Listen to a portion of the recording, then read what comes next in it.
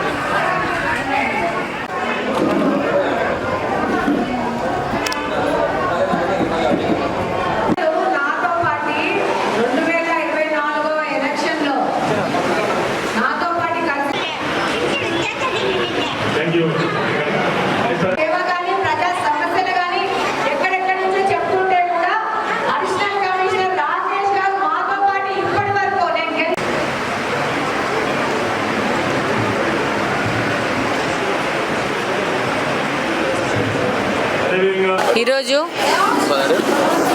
కడప నియోజకవర్గంలో P4 మోడల్లో ఆరిఫ్ గారి నేతృత్వంలో అలాగనే ఫాతిమా కాలేజ్ వాళ్ళ సౌజన్యంతో ఈరోజు నకాష్ ఏరియాలో ఎక్కువ మైనారిటీ ప్రజలు ఉంటారు. ఇక్కడ ఈ యొక్క P4 మోడల్లో మెడికల్ క్యాంప్ పెట్టడం జరిగింది. పెద్ద ఎత్తున మహిళలు ఈ యొక్క మెడికల్ క్యాంప్ని వినియోగించుకోవడానికి రావడం జరిగింది.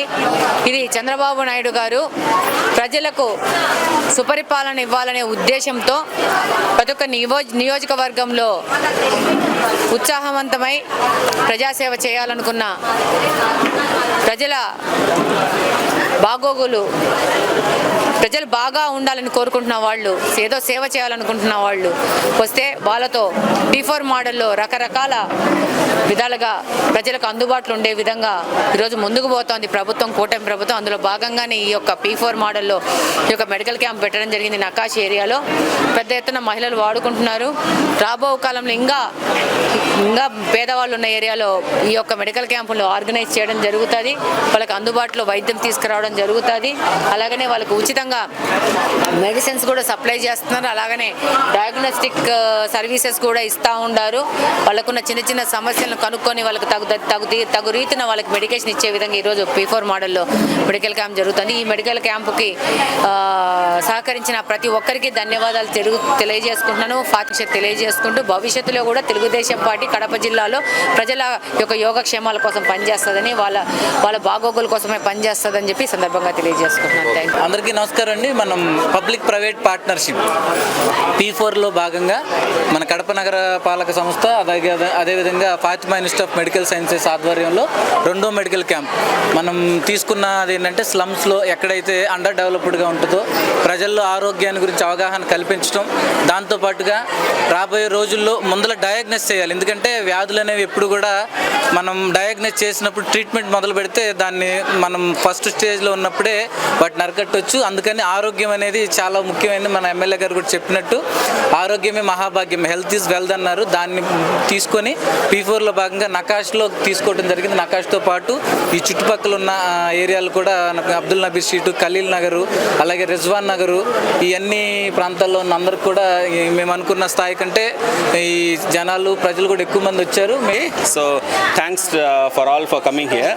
సో ఫస్ట్ ఆఫ్ ఆల్ ఏంటంటే P4 ప్రాజెక్ట్ అనేది ముందు డౌన్లోడ్ అవ్వాలి అందరికీ. P4 అనేది ఏంటంటే చాలామంది ఏమనుకుంటున్నారంటే బాగా డబ్బులు ఉన్న వాళ్ళే బీద వాళ్ళకి డబ్బులు ఇవ్వాలేమో, వాళ్ళే రోడ్లు వేయాలేమో, ఇంకేదో చేయాలేమో అనే దీంట్లో చాలా కన్ఫ్యూజన్స్ ఉన్నాయి క్రియేట్ చేసి. నేనేంటంటే యాజ్ ఎ ఎన్ఆర్ఐగా మాకు ఫస్ట్ అదృష్టం ఏంటంటే P4 లాంచ్కి ముందే మాకు ఎన్ఆర్ఐస్ అందరికీ సీఎం గారు ఒక మీటింగ్ కండక్ట్ చేశారు జూలైలో. సో కండక్ట్ చేసిన తర్వాత సీఎం గారు ఒక 250 ఫ్యామిలీస్ని అడాప్ట్ చేసుకున్న తర్వాత ఆయన తర్వాత మళ్ళీ నెక్స్ట్ ఈ మార్గదర్శి బ్యాడ్జ్ నాకే ఇచ్చారు నెక్స్ట్ తర్వాత. సో అది చాలా గొప్పగా ఫీల్ అవుతున్నాను నేను. ఆ రోజు నుంచి సో దుబాయ్ నుంచి ప్రతి నెల వస్తూ టైం దొరికినప్పుడల్లా we used to do all the P4 initiative programs. ఇప్పుడు ఇందులో అడాప్టేషన్ ఆఫ్ ద ఫ్యామిలీస్ అంటే ఫ్యామిలీస్ని అందరినీ అడాప్ట్ చేసుకొని మన ద్వారా ఇంకొంతమంది ఎన్ఆర్ఎస్ని కూడా ఆ ఫ్యామిలీ ప్రాబ్లమ్స్ వాళ్ళకు అడాప్ట్ చేసి ఆ ప్రాబ్లమ్స్ ఏదైనా ఉంటే వాళ్ళకి జాబ్ పరంగా కానీ లేదా ఇంకేదైనా స్కిల్ డెవలప్మెంట్ కానీ లేకపోతే ఇంకేదైనా వాళ్ళకి మెడికల్ ఎమర్జెన్సీస్ కానీ లేదా బిజినెస్ ఎక్స్పాన్షన్ కానీ. సో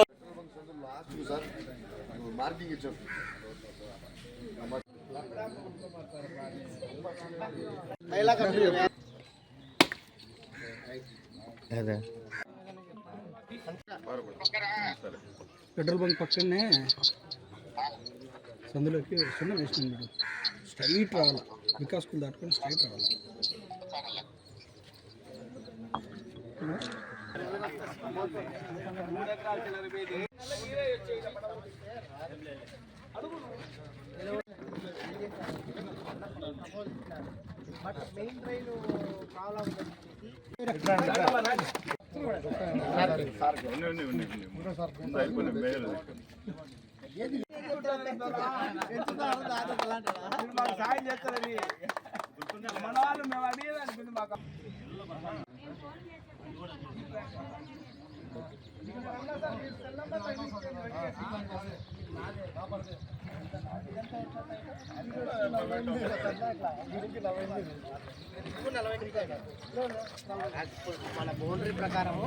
ఈరోజు మార్నింగ్ విజిట్ లో భాగంగా 46వ డివిజన్ లో గౌరవ ఎమ్మెల్సీ రామచంద్ర సార్ గారితో పాటు ఈ డివిజన్ లో పర్యటించడం జరిగింది.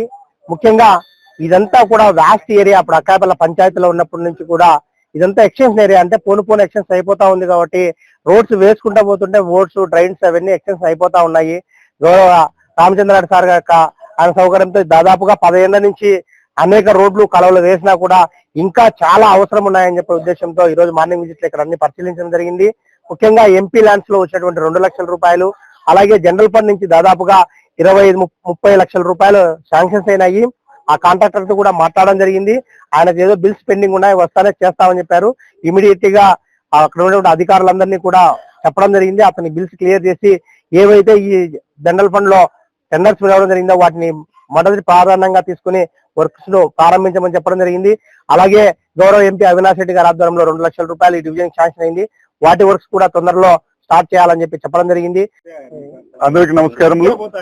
ఈ రోజు 46వ డివిజన్ లో మేయర్ పాకా సురేష్ గారితో కలిసి మార్నింగ్ విజిట్ చేయడం జరిగింది.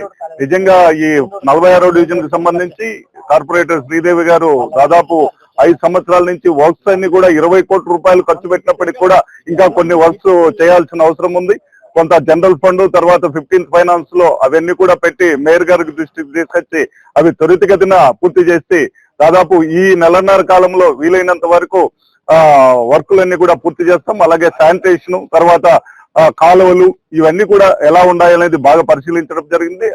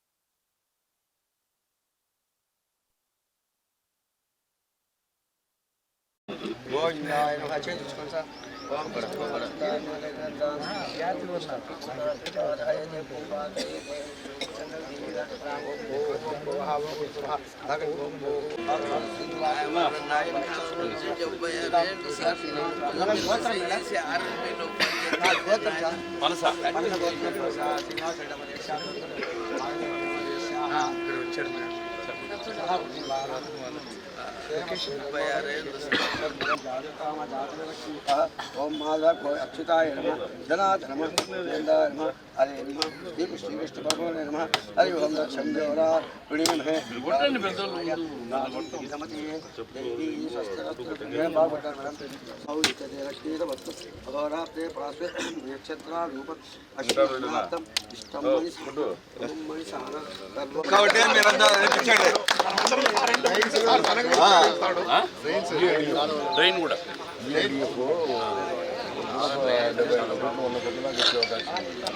ఎస్టిమేట్ చేయండి. దేంట్లో ఇన్కార్పొరేషన్ అనేది ఆ లోపల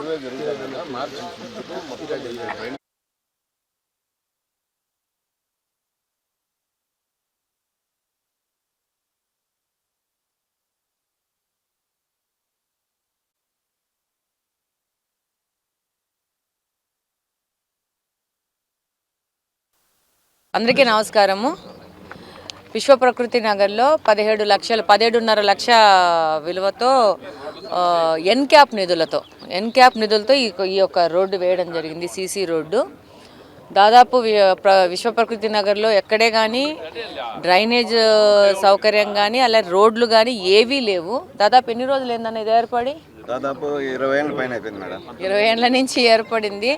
కనీసము 10% ఒక ఇయర్ చేసుకుంటా వచ్చినా కూడా ఆల్మోస్ట్ 50 to 60% రోడ్లు ఉండేటివి. దాదాపు కడపలో ఈ విశ్వ ప్రకృతి నగరే కాదు, దాదాపు ఇలాంటి ఏరియాలు దాదాపు 100-150 ఉన్నాయి. ఏర్పడి దాదాపు 20-30 సంవత్సరాలు అయినా కానీ కంప్లీట్గా అభివృద్ధి వైపున నిర్లక్ష్యం చేయడం వల్లనే ఇదంతా ఈ సమస్య ప్రతి ఒక్క చోట. 20 సంవత్సరంలో ఉన్నటువన్నీ కావాలా అంటున్నారు. డెఫినెట్గా ఎంతవరకు ఫండ్స్ అవైలబిలిటీ ఉందో అంతవరకు ఎక్కడే కానీ ఏ విధమైన లైక్స్ డిస్లైక్స్ కానీ తారతమ్యాలు లేకోకుండా ఎక్కడ అత్యంత అవసరం ఉందో వాటిని చేసుకుంటూ ప్రయారిటీ సెక్షన్లో చేసుకుంటూ వస్తున్నాము. ఇప్పుడే కొంతమంది ఇక్కడ లోకల్స్ కూడా చెప్పారు డ్రైనేజ్ సమస్యలు కూడా ఉన్నాయంటున్నారు. రాబో కాలంలో డెఫినెట్గా వాటిని కూడా ఫోకస్ చేసి వెళ్తాము. అట్లే స్పెషల్ ఫండ్స్ కోసము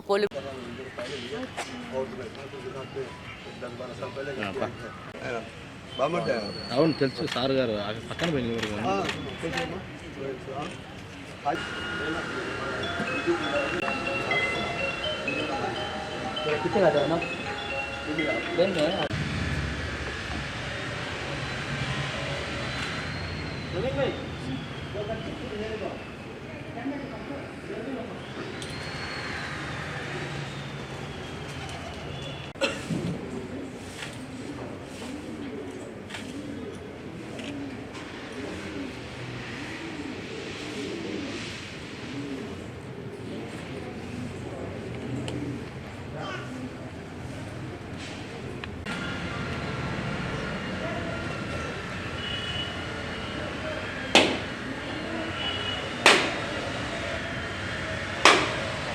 టీషర్ట్ రెడ్ టీషర్ట్ అతను కట్టుకోండి.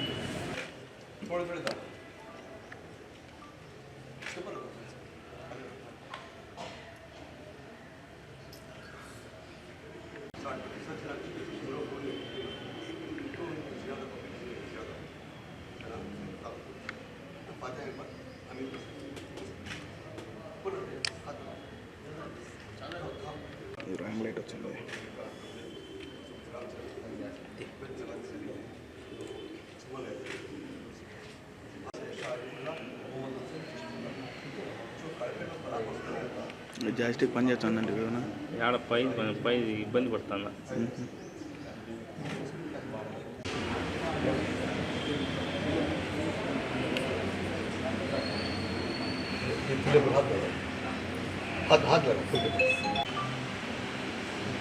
अस्सलाम वालेकुम रहमतुल्लाहि वबरकातुहू सबको भी కడప ఎగ్జిబిషన్ కోసం వచ్చాను. నేను ఫిబ్రవరి 7th and 8th ఇక్కడికి రావడం జరిగింది. ఇంతకుముందు కడప నేను ఒక 16 సంవత్సరాల క్రిందట వచ్చాను. అప్పుడు మా అత్తమ్మ గారితో కలిసి వచ్చాను. వచ్చి ఇక్కడ మంచిగా చూసుకొని మళ్ళీ ఆ అవకాశం ఇన్నాళ్ళకి వచ్చింది నాకు. ఇక్కడికి రాగానే నాకు చాలా కడపలో అందరూ కూడా కలిసి వాళ్ళ ప్రేమ, అసలు కడప నేను నా జీవితంలో మర్చిపోలేను. అంత నాకు ప్రేమ ఆప్యాయత ఇక్కడ లభించాయి. చాలా అంటే చాలా హ్యాపీ అనిపించింది. థ్యాంక్ యూ సో మచ్ కడపలో ఉన్న వాళ్ళందరికీ కూడా. ఇప్పుడు అయితే మేము అందరం వచ్చి ఇక్కడ దర్గాలో సందర్శించడం జరిగింది. ఇక్కడ చక్కగా అన్నీ వివరించి చూపించారు, అన్నీ ఎక్స్ప్లెయిన్ చేశారు. చాలా హ్యాపీ అనిపించింది. మళ్ళీ మళ్ళీ నేను కడపకి వస్తూనే ఉంటాను. థ్యాంక్ యూ సో మచ్ ప్రతి ఒక్కరికి. Thank you.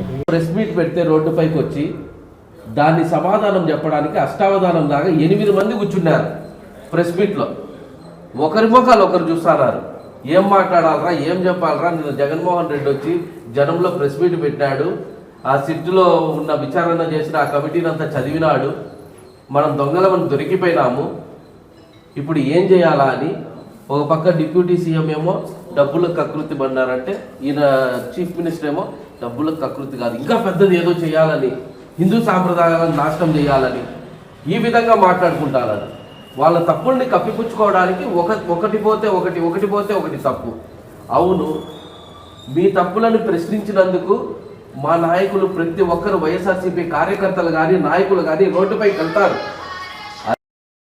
అదే విధంగానే విడుదల రజనీ కానీ జోగి రమేష్ కానీ వీళ్ళు రోడ్డుపైకి రావడం జరిగింది.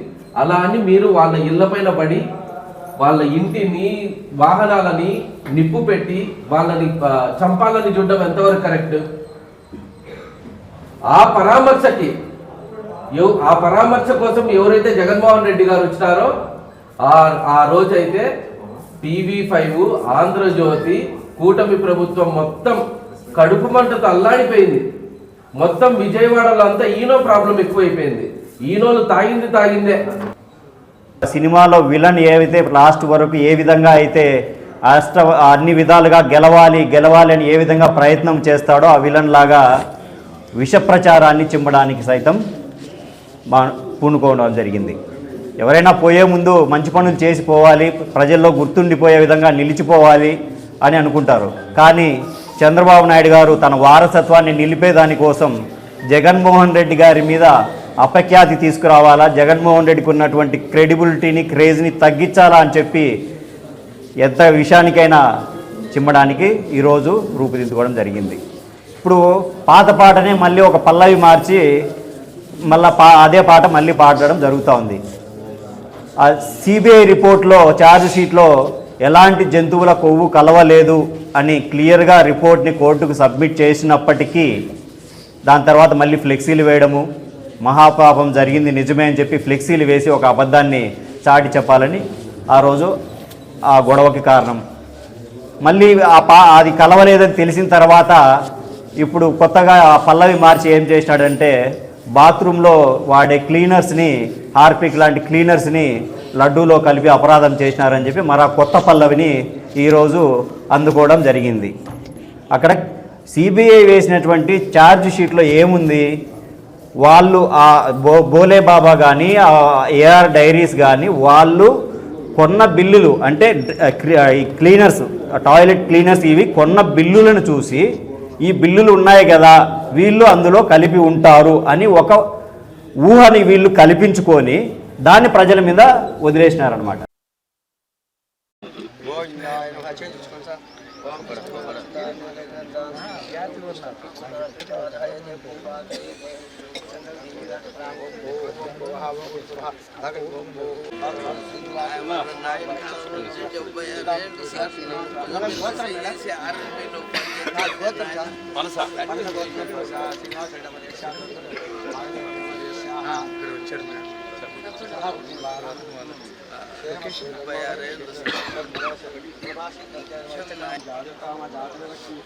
ओम माधव अच्युताय नमः जनार्दन नमः गोविंदाय नमः हरे नमः श्री कृष्ण भगवाने नमः हरि ओम दक्षिणदेवरा पुण्यमहे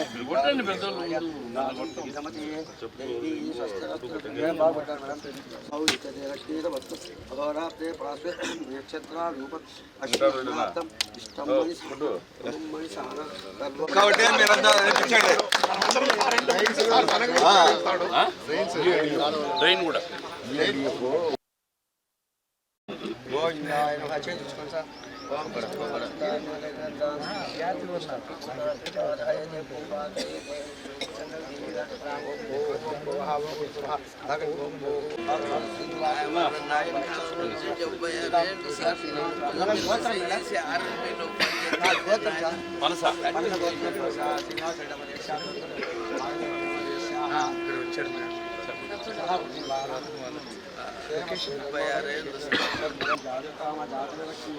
ओम माधव अच्युताय नमः जनार्दन नमः गोविंदाय नमः हरे नमः श्री कृष्ण भगवाने नमः हरि ओम दक्षिणदेवरा पुण्यमहे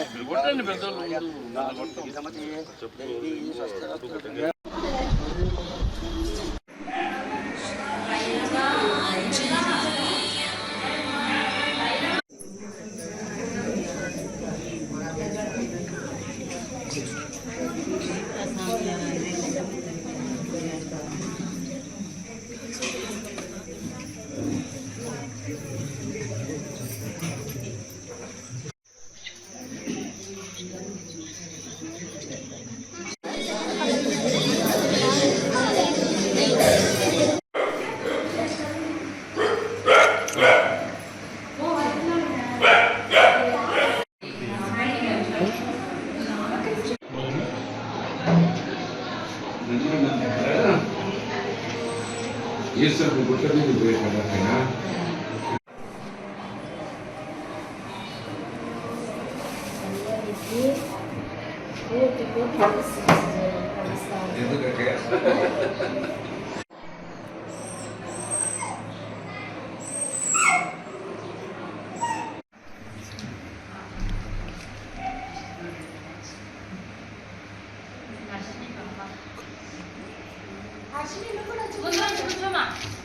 ఆ ముక్కోటి దేవి దేవతలకి ఎవరికి కూడా సదా అనేటువంటి పేరు వచ్చింది. కానీ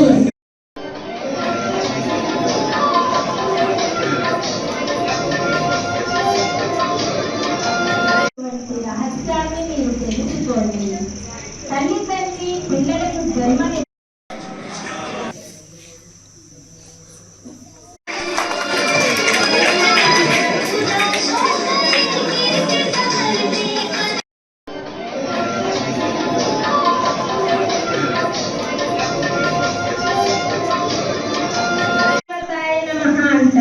శంకర దేవతాయ నమః అంటారు, వాసుదేవాయ నమః, గోవిందాయ నమః అని అంటారు. శివుని దగ్గరికి వచ్చేసరికి శివాయ నమః అంటారు, లేకపోతే శివ పరమాత్మాయ నమః అని అంటారు. దీని ద్వారా మనకి తెలుస్తుంది ఆ దేవి దేవతలను నుంచి అదే పని కాదని పిలిపించే అష్టపూరి ఇష్టం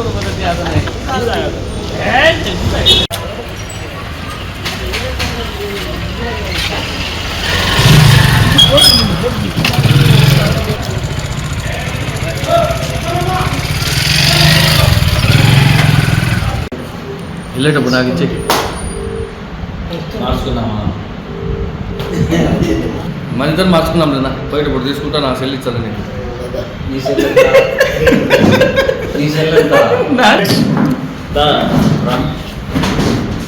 కుర్చీ వేసుకోబా ఇట్టొకరు అట్టొకరు వేసుకుని కూర్చోండి. మీడియా సమావేశానికి కమ్రేడ్ జి ఈశ్వరయ్య గారు, జిల్లా కార్యదర్శి గాలి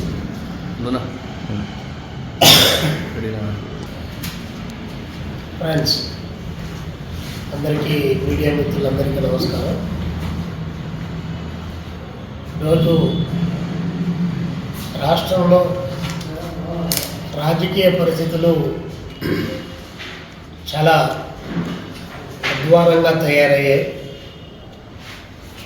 శాంతి భద్రతలు కూడా రాను రాను ఒక నిమిషం. మీడియా మిత్రులందరికీ నమస్కారం. ఈరోజు రాష్ట్రంలో రాజకీయ పరిస్థితులు రోజు రోజుకు చాలా అధ్వానమైనటువంటి స్థితికి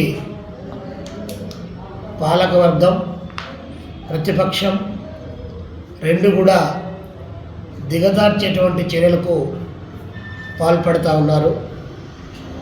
ఒకవైపున లడ్డూ రాజకీయం చుట్టూ రాష్ట్ర రాజకీయాన్ని అంతా కూడా రంజింపజేయడానికి కావాల్సినటువంటి ప్రాతిపదికను ఈ రెండు పార్టీలు ప్రిపేర్ చేసుకుంటూ ఉన్నాయి. సిట్టు నివేదిక ఇంకా ఒకవైపున పెండింగ్లో ఉంది. దానిపైన సిబిఐ ఎంక్వైరీ ఒకవైపు నడుస్తూ ఉంది. సుప్రీంకోర్టు పాలక ప్రభుత్వానికి చీవాట్లు పెట్టింది. అయినా ఇన్ని రకాల పెండింగ్లో ఉండగా ఆగమేఘాలపైన లడ్డూ రాజకీయానికి పాల్పడి దేవుణ్ణి సైతం ఈరోజు వారి రాజకీయాల కోసం వినియోగించుకునేటువంటి స్థితికి ఈ రాష్ట్ర రాజకీయాలను దిగజార్చడం ఏమాత్రం కూడా సమర్థనీయం కాదని చెప్పి ఈ సందర్భంగా మేము విజ్ఞప్తి చేస్తూ ఉన్నాం. అదేవిధంగా ఇంకా రాష్ట్రంలో ఏ సమస్యలు లేనట్టు కేవలం లడ్డూ సమస్య మాత్రమే ఉన్నట్లు ఈరోజు పాలకపక్షం ప్రయత్నం చేయడం, దానికి అనుగుణంగా బీజేపీ రాసిచ్చినటువంటి స్క్రిప్టును పవన్ కళ్యాణ్ గారు తూచా తప్పకుండా పాటించడం అనేటువంటిది ఇంతకంటే దుర్మార్గకరమైన విషయం మరొకటి లేదని చెప్పి మేము తెలియజేస్తూ ఉన్నాం. మరి అదేవిధంగా రాష్ట్రంలో అనేక సమస్యలు ఉన్నాయి. ఈరోజు కార్మిక వర్గం చాలా పెద్ద ఎత్తున 2 సంవత్సరాల క్రితం ఆందోళన చేసి కనీస వేతనాలు కావాలని డిమాండ్ చేసింది. దాని గురించి మాట్లాడడం లేదు. మరొక వైపున నీటిపారుదల ప్రాజెక్టులు పెండింగ్లో పడిపోతున్నాయి. దానికి రావాల్సినటువంటి బడ్జెట్ల గురించి ఏమాత్రం మాట్లాడడం లేదు. కరువు ఒకవైపున విలయతాండం చేస్తూ ఉంది. దాని గురించి మాట్లాడడం లేదు. రైతాంగం ఆత్మహత్యలు జరుగుతూ ఉన్నాయి. రోజుకు 31 మంది రైతులు చనిపోతూ ఉన్నారు. దాని గురించి మాట్లాడడం లేదు. నిన్న బడ్జెట్ కేంద్ర ప్రభుత్వం ప్రవేశపెట్టింది. ఆ బడ్జెట్లో రాష్ట్రానికి రావాల్సినటువంటి నిధుల వాటా గురించి ఏమాత్రం కూడా మాట్లాడకుండా నిర్లక్ష్యంగా వ్యవహరిస్తూ ఉన్నారు. అంటే రాష్ట్రంలో ఉన్నటువంటి ప్రజా సమస్యలను పక్కదారి పట్టించడానికి డైవర్షన్ పాలిటిక్స్లో పెట్టింది పేరుగా ఈరోజు పాలక ప్రభుత్వం ప్రయత్నం చేయడం, ఇది ప్రజలను వంచడమే తప్ప మరొకటి కాదని చెప్పి తెలియజేస్తున్నాం. ఇక్కడ రాష్ట్రంలో ఈ డైవర్షన్ పాలిటిక్స్ తీసుకొని వస్తే అక్కడ దేశంలో నిన్న ప్రవేశపెట్టిన బడ్జెట్లో రాష్ట్రానికి రావాల్సిన వాటా సక్రమంగా రాకపోయినా ఏం మాట్లాడడం లేదు. విభజన హక్కు చట్టంలో ఉన్నటువంటి అంశాలు ఏ ఒక్కటి నెరవేర్చకపోయినా ఏమీ మాట్లాడడం లేదు. పైగా నిన్న కేంద్ర ప్రభుత్వం యుఎస్తో ఒక డీల్ చేసుకుంది. ఎగుమతుల సుంకాలేమో మనం 18%, దిగుమతుల సుంకాలకు సంబంధించి 0%తో దిగుమతి చేసుకోవచ్చున్నాయి. అంటే భారతదేశాన్ని ఒక డంపింగ్ యార్డు లాగా మారుస్తూ ఉన్నప్పటికీ కూడా అలాంటి సమస్యలు ప్రజలకు తెలియజేయకుండా ప్రజలను పక్కదారి పట్టించేటువంటి కార్యక్రమానికి కేంద్ర రాష్ట్ర ప్రభుత్వాలు రెండు కూడా కూటమి ప్రభుత్వాలు కూడబలుకొని ఈరోజు ప్రజలకు తీవ్రమైనటువంటి అన్యాయం చేస్తూ ఉన్నారు.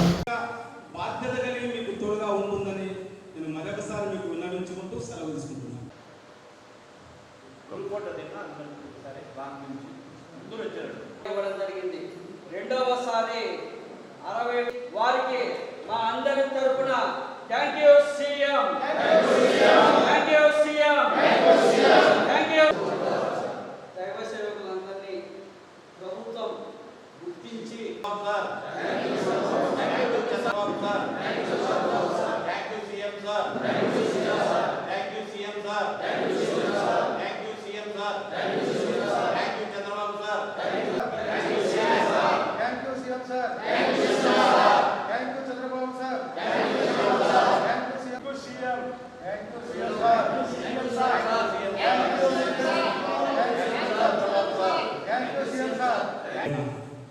ఈ సమస్య ఏదైనా చెప్తే చెప్పాను కాబట్టి ఒక చిన్న రిక్వెస్ట్ ప్రభుత్వం దృష్టికి తీసుకొస్తున్నా. మీరు కూడా నేను చెప్పేది ఒక పరిచర్యకు వెళ్ళాలంటే మనకు 26 ఉంది 25 ఉందని మనం చెప్పుకుంటా పోతే కాదు. మనం కూడా అక్కడ మనకు 26 ఉంది 25 ఉందని మనం చెప్పుకుంటా పోతే కాదు. మనం కూడా థ్యాంక్ యూ సీఎం సార్ అనేటువంటి కార్యక్రమాన్ని ఏర్పాటు చేయడం జరిగింది. జిల్లా వ్యాప్తంగా దాదాపు 135 మంది గౌరవేతనం పొందుకున్నటువంటి దైవజనులు ఉన్నారు. క్రైస్తవ పాస్టర్లకి ప్రభుత్వము ఒక హానోర్యాన్ని వారికి ఇవ్వటము ఎంతో శుభపరిణామం. ఈరోజు ప్రభుత్వాన్ని మేము అభినందిస్తున్నాం.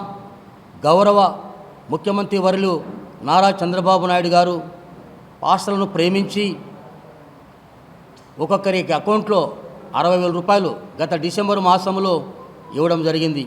అందులో భాగంగా ఈరోజు కడప పట్టణంలో థ్యాంక్ యూ సీఎం సార్ అనే కార్యక్రమాన్ని ఒక కృతజ్ఞతగా దైవజనులందరూ కూడా ప్రార్థిస్తూ వారి కొరకు ఈ ప్రత్యేకమైన కార్యక్రమాన్ని ఏర్పాటు చేయడం జరిగింది. మేము ప్రభుత్వానికి విన్నవించుకున్నట్టు ఏమిటంటే ఈరోజు మరి ఎంతోమంది పాస్టర్లు ఆర్థికంగా ఇబ్బందులు ఉన్నప్పటికీ, రాష్ట్ర ప్రభుత్వం కూడా ఆర్థికంగా ఇబ్బందులు ఉన్నప్పటికీ కడప జిల్లాలో ఈ విధంగా ఒక మంచి కార్యక్రమం చేయడానికి ప్రభుత్వం ప్రతి పాస్టర్కి అకౌంట్లో వేయడం అనేది ఎంతో సంతోషం అని కూడా మేము భావిస్తూ ఉన్నాం. అందులో భాగంగానే ఈరోజు ఈ ప్రత్యేకంగా మరి గౌరవ ముఖ్యమంత్రి వర్యులు నారా చంద్రబాబు నాయుడు గారికి ప్రత్యేకమైనటువంటి కృతజ్ఞతలు తెలుపుతూ ఉన్నాం.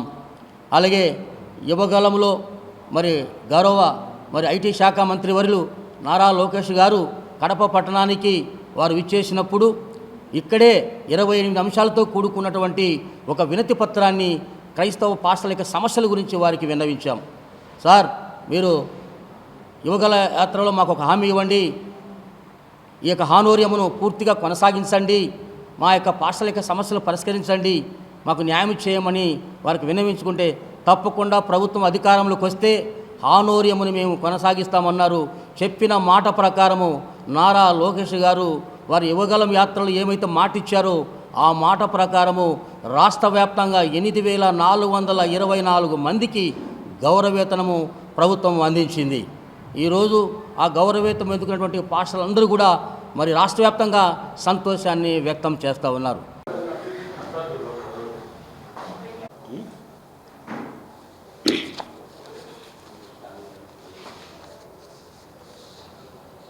ప్రపంచవ్యాప్తంగా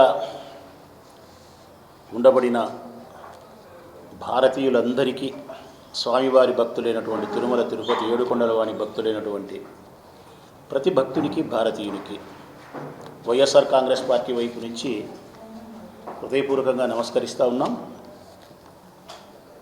ప్రతిరోజు నెలల తరబడి తిరుమల తిరుపతి దేవస్థానానికి సంబంధించినటువంటి పవిత్రత, లడ్డూ ప్రసాదానికి ఉండబడిన పవిత్రత గురించి మాట్లాడాలంటే కొంత ఇబ్బందికరంగానే ఉంది, మాకు మనసుకు నొప్పిగానే ఉంది.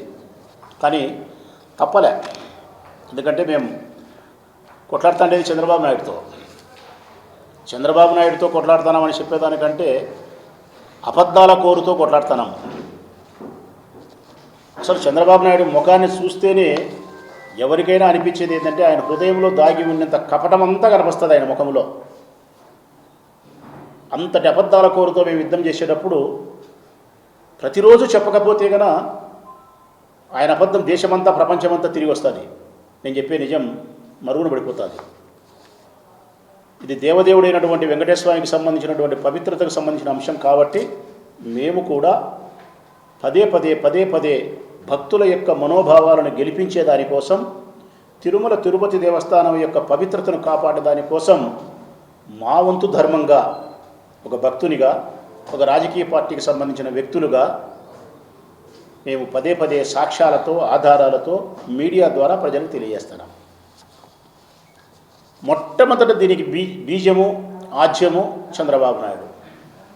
2024 సెప్టెంబర్ 18వ తారీఖున 2024 సెప్టెంబర్ 18 ఆయన ముఖ్యమంత్రి అయిన మరుక్షణమే గాలి వార్తను ఆధారంగా చేసుకొని కేవలం జగన్మోహన్ రెడ్డి గారిని సర్వనాశనం చేయాలా, వైఎస్ఆర్ కాంగ్రెస్ పార్టీని భూస్థాపితం చేయాలా, ఈ దేశంలో ఉండబడిన హిందువులందరి హృదయాలలో జగన్మోహన్ రెడ్డి పట్ల విపరీతమైనటువంటి అసఖ్య భావాన్ని కలిగించాలా, ఈ ఒక్కదాని కోసం దేవదేవుడైన వెంకటేశ్వర స్వామి పట్ల ఆయనకు భక్తి లేదు, బజారుకి ఇచ్చినాడు.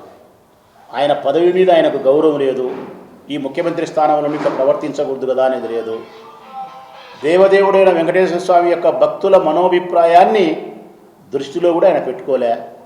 మాకు ఇవన్నీ సంబంధం లేదు, గడ్డి పొరగనైనా సరే బ్రహ్మాస్త్రంగా మార్చుకునే దానికోసం, జగన్ను నాశనం చేసేదానికోసం గడ్డి పొరకను సైతం బ్రహ్మాస్త్రంగా మార్చుకునేదానికి ఎన్ని కుట్రలైనా పన్నుతా, ఎన్ని అబద్ధాలైనా చెబుతా, ఎన్ని మోసాలైనా చేస్తా. అధికార దుర్వినియోగానికి పాల్పడి ఈ కార్యక్రమాలు చక్కబెడతా అనే సిద్ధాంతంతోనే 2024 సెప్టెంబర్ 18 ఆయన గాలి మాటను పట్టుకొని మాట్లాడినాడు. జంతువుల కొవ్వు కలిసింది, స్వామివారికి నైవేద్యంగా ప్రసాదాన్ని ఏవైతే లడ్డూను నైవేద్యంగా మనం సమర్పిస్తారో తిరుమలలో, అందులో పంది కొవ్వు, గొడ్డు కొవ్వు, చేపల యొక్క నుంచి వచ్చినటువంటి నూనె, వీటిని కలిపి లడ్డు తయారు చేసి స్వామివారికి నైవేద్యంగా పెట్టినారు. దాన్ని ప్రసాదంగా మనం స్వీకరించినాం. ఇంతటి ఘోరమైన పాపానికి జగన్మోహన్ రెడ్డి గారి ప్రభుత్వము, టీటీడీ బోర్డు చైర్మన్లు, ఈవోలు ధర్మారెడ్డి, భూమన కరుణాకర్ రెడ్డి, వాళ్ళ చిన్నాయన సుబ్బారెడ్డి, వైవి సుబ్బారెడ్డి, వీళ్ళంతా పాపం చేసినారు, మహా అపచారం చేసినారని చెప్పి ఒక ఘోరమైనటువంటి ప్రకటన చేసినాడు. నేను అడుగుతా ఉన్నా ఈరోజు ముఖ్యమంత్రి గారిని, నిజంగా మీరు మంచివారైతే, వెంకటేశ్వర స్వామి పట్ల మీకు భక్తి కలిగిన వారైతే, లేదు ముఖ్యమంత్రి స్థానం పట్ల మీకు సరైనటువంటి గౌరవం ఉంటే, అది లేదు భక్తుల యొక్క మనోభిప్రాయాలు దృష్టిలో పెట్టుకొని మాట్లాడాలనే ఉద్దేశంగా మీకు ఉంటే, ఒకవేళ ఎవరైనా నీకు పోలీసులు కానీ, ఇంటెలిజెన్స్ రిపోర్ట్స్ కానీ, లేకుంటే మీ దగ్గరుండే వాళ్ళు గాలి వార్తలు కానీ, ఏదైనా జంతువుల కొవ్వు కలిసిందని నీకు తెలిసి ఉంటే నీవు గోప్యంగా ఉంచుతావు, దీన్ని బహిరంగంగా ప్రకటన చెయ్యవు. ఎందుకంటే స్వామివారి యొక్క దేవాలయానికి సంబంధించిన పవిత్రతకు భంగం కలగకూడదు, భక్తులు బాధపడకూడదు అని చెప్పి గోప్యాన్ని స్వీకరిస్తావు. నీకుండబడిన అధికారాన్ని పురస్కరించుకొని సిబిఐ చేత దర్యాప్తు చేయించి నిజానిజాలు నిగ్గుదేల్చే ప్రయత్నం చేసి నిజ నిర్ధారణ జరిగిన తర్వాత బహిరంగ ప్రకటన చేసి ఉంటే నీది న్యాయం. మరి ఎక్కడ న్యాయం ఉందయ్యా నీది? ఎవడో దానయ్య గాలి మాట చెప్తే అది పట్టుకొని జంతువుల కొవ్వు కలిసిందని చెప్పి బహిరంగ ప్రకటన చేసి 120 కోట్ల మంది భారతీయుల యొక్క మనోభావాలను నాశనం చేసి జగన్మోహన్ రెడ్డి ఒక్కరి సర్వనాశనం చేసేదానికోసం ఇంతటి ప్రకటన చేసినావే, తప్పు కాదా నీది?